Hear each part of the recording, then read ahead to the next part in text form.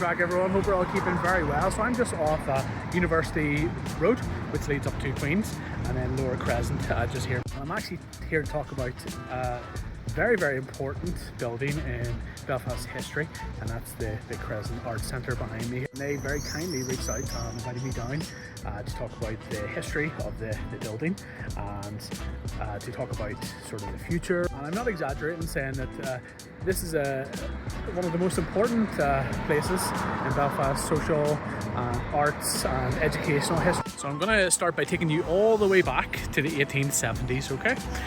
This whole area, so Lower Crescent up to Upper Crescent, and the little park in the middle was owned by the influential Corey family. Covered Coreys in the past, particularly Robert Corey. Essentially, there was a woman called Margaret Byers who was an educator. She was a women's rights activist.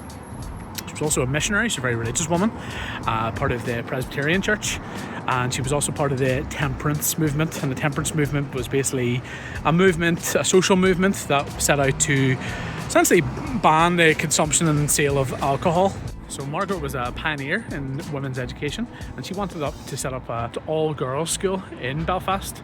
So she negotiated with the Corey family in 1873 to lease this bit of land where the Crescent Arts Centre is now built on, and have that lease for 99 years. So she borrowed a sum of £7,000 and she constructed the all-girls school. And that was one of the very first all-girls schools in Ireland at the time. It was called the Belfast Ladies Collegiate School.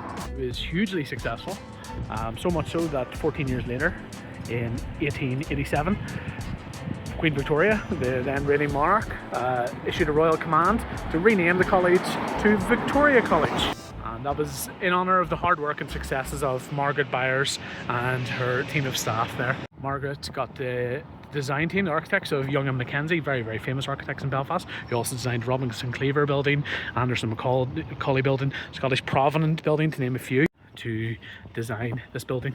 Around the side here you can see a blue plaque commemorating Margaret Byers and the foundation of the Victoria College. And if you're thinking to yourself, this isn't Victoria College, that's on the Lisburn Road, and you'd be absolutely right, because in 1972 these facilities grew too small for the uptake of people that were wanting to enroll in Victoria College, so they moved to the current location in 1972. This unfortunately lay in dereliction for the next 5 years until about 1977, when it reopened and became a centre of arts for theatre, music, everything else within the city of Belfast. A few key events happened in this place. So in 1980, Belfast's first ever vegetarian restaurant opened in this building. The restaurant was called Zero.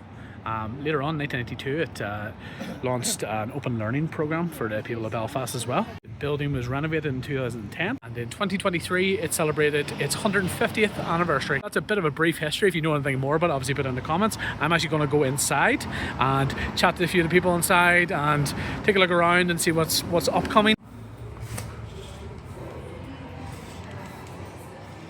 So Gail is with me here. So Gail works in the Crescent, and she is kindly showing me about the place. So we're starting on the roof. We're starting backwards there and working our way down, but taking us out here to have this amazing view over Belfast. So anything I should be looking for in particular up here? The Swifts. The Swifts? This is where the Swifts would reside, so they live under the eaves of the building, of the roof there. So do you know if they're there now? Are they back and all? Or are they? They arrived this week. Okay. Very small number of them, but over the next kind of month there'll be plenty of them arriving. Okay. And in the day they tend to go over the hill to the lock. Yeah. And that's where they feed, and then they come back in the evening as well. Okay. And during our capital project, we actually installed Swift boxes. Oh, brilliant. In the extension, so we have 33 Swift boxes. And you said it's the largest colony in what is it? In Ireland. Yeah. Wow, I didn't even know that. I'm sure a lot of you didn't know that either. Like that, this is just right above you as you're walking up to Queen. In the background here, you've got the art studio. Okay, so people doing their little painting. I won't disturb them too much, obviously. Some wonderful pieces, and what a serene vibe they've got in there to do their work. So I'm gonna move on, not disturb them. All the pupils running up and down these steps. So this is back in the day, you would not have been you would have been told off for running, but amazing. So this is from the 1870s, really. This. Yeah, it's the original stepping. Yeah. So you can tell, like, I mean, as I was saying there, this is very, I don't know, indicative of a school. Like, you know, it feels like you're going through the corridors to your next class or something. So you've got a dance studio here, as I alluded to, upstairs. Nobody in at the minute, so we can come in and you can do top ballet, burlesque dancing, any sort of dancing you could think of. So how cool is that? And beautiful view over Lower and Upper Crescent.